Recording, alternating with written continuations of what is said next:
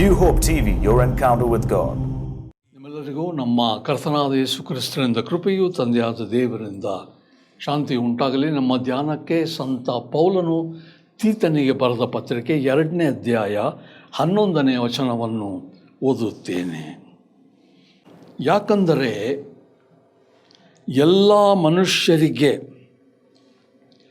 ರಕ್ಷಣೆಯನ್ನು ಉಂಟು ಮಾಡುವ ದೇವರ ಕೃಪೆಯು ಪ್ರತ್ಯಕ್ಷವಾಯಿತು. Titus 2:11 For the grace of God has appeared, bringing salvation for all people.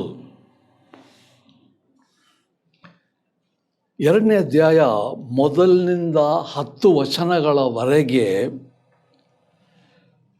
ಕ್ರೈಸ್ತ ನೀತಿ ತತ್ವಗಳನ್ನು ಎಲ್ಲರಿಗೂ ಸರಿ ಸಮಾನವಾಗಿ ಅನ್ವಯಿಸುತ್ತವೆಂದ ಪೌಲನು ಇನ್ chapter 2 verses 1 to 10 Paul stated that the Christian ethic or Christian virtues is essentially same for all the people. ಹೇಗೆ? ಹಿರಿಯರಿಗೆ ಕಿರಿಯರಿಗೆ, ಪುರುಷರಿಗೆ ಸ್ತ್ರೀಯರಿಗೆ, ಯವನಸ್ಥರಿಗೆ ವಯಸ್ಸಾದವರಿಗೆ, ದಣಿಗಳಿಗೆ ದಾಸರಿಗೆ, ಎಲ್ಲರಿಗೂ ಕ್ರೈಸ್ತ ನೀತಿ ತತ್ವಗಳು ಒಂದೇ. He said Christian ethic is the same for all, teaching for men and women, young or old, masters, bosses or slaves. The Christian ethic is the same. ಈ ಉಪದೇಶದ ನಂತರ 11ನೇ ವಚನದಲ್ಲಿ ಯಾಕಂದರೆ ಎಂಬುದಾಗಿ ಪ್ರಾರಂಭ ಮಾಡ್ತಾನೆ. ಪ್ರಾರಂಭಿಸಿ 11ನೇ ವಚನ, ಯಾಕಂದರೆ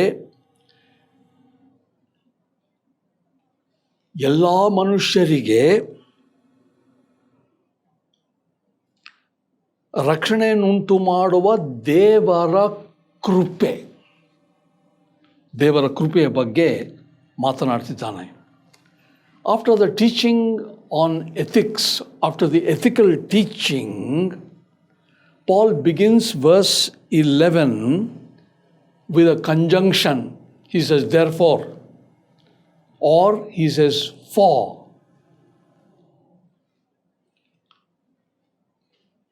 The grace of God.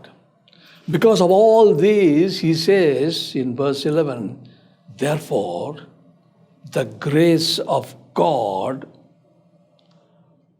has appeared.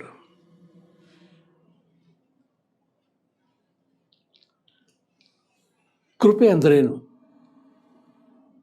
ದೈವ ಅನುಗ್ರಹ ಅಥವಾ ದೇವರ ಕೃಪೆ ಅಂದರೆ ಇದೊಂದು ಕೊಡುಗೆ. ಯಾರಿಗೆ ಕೊಡತಕ್ಕಂಥದ್ದಿದು? ನಾವು ಅರ್ಹರೆಂಬುದಾಗಿ ದೇವರು ನಮಗೆ ಕೊಡುಗೆ ಅಥವಾ ಕೃಪೆ ಕೊಟ್ಟಿಲ್ಲ.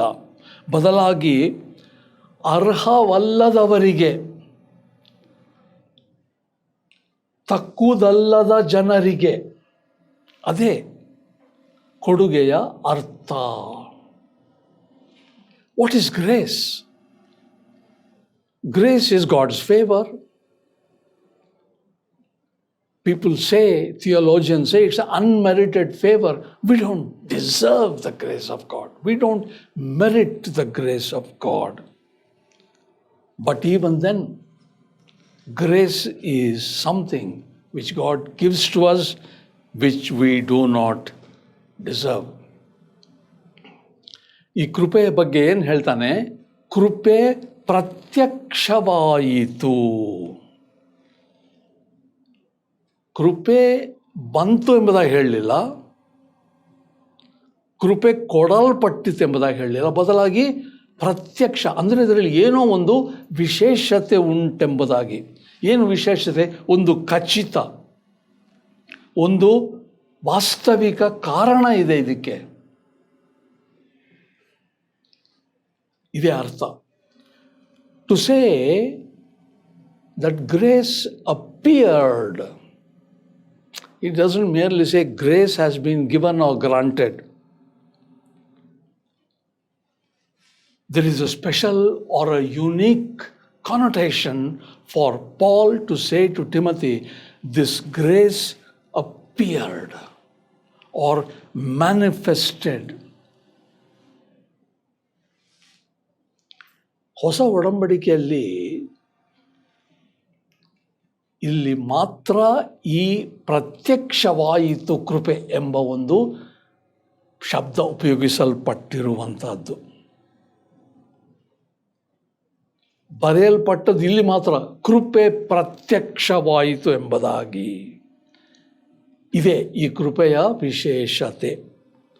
This unusual expression that the grace appeared is mentioned only here in the New Testament.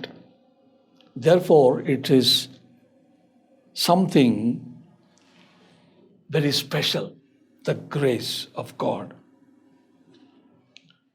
ಈ ವಿಶೇಷತೆ ಯಾಕಂದರೆ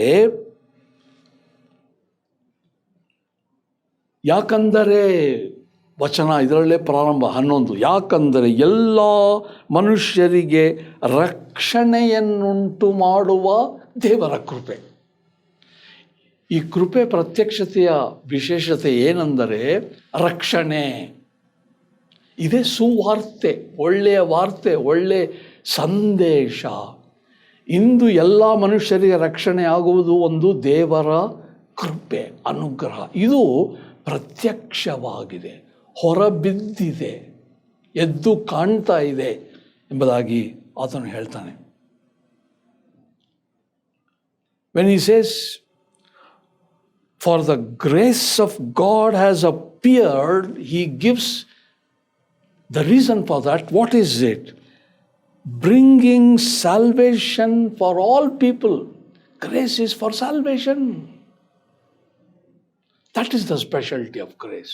And that is why this grace has appeared, manifested.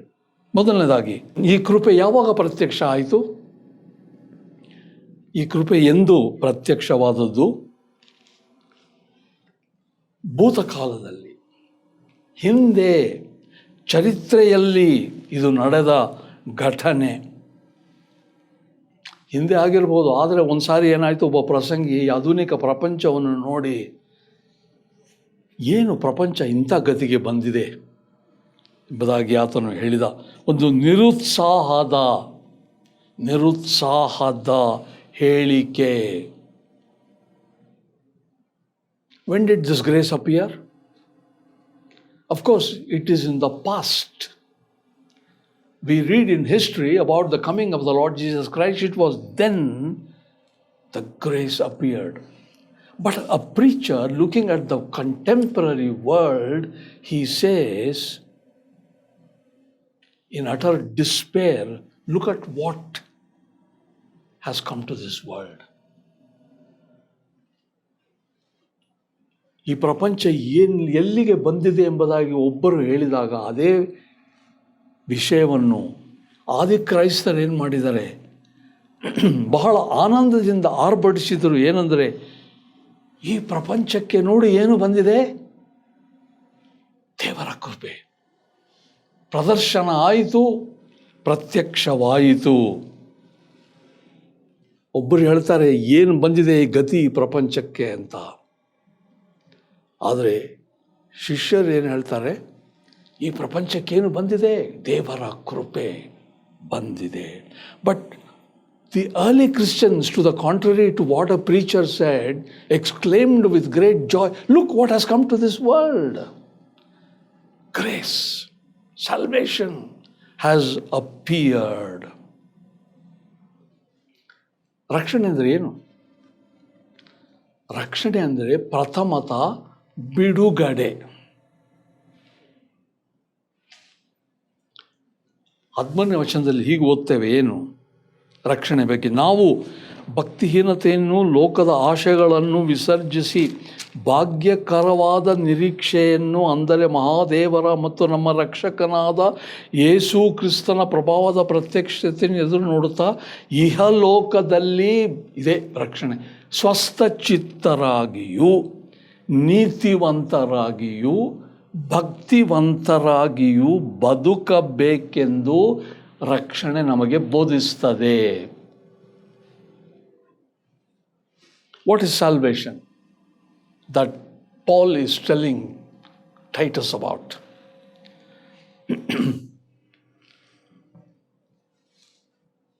In verse 12b, we read primarily what is salvation. Training them to renounce the ungodliness and worldly passions, to live self-controlled, upright, and godly lives in the present age. What does salvation do? Self-control, upright, godly life. ರಕ್ಷಣೆಯ ಬಾಳಿನ 3 ಪ್ರದರ್ಶನಗಳಿವೆ. ಈ 3 ಸಹ ಸಕಾರಾತ್ಮದಲ್ಲಿ ಹೇಳಿದೆ, positive ways. ಏನದು?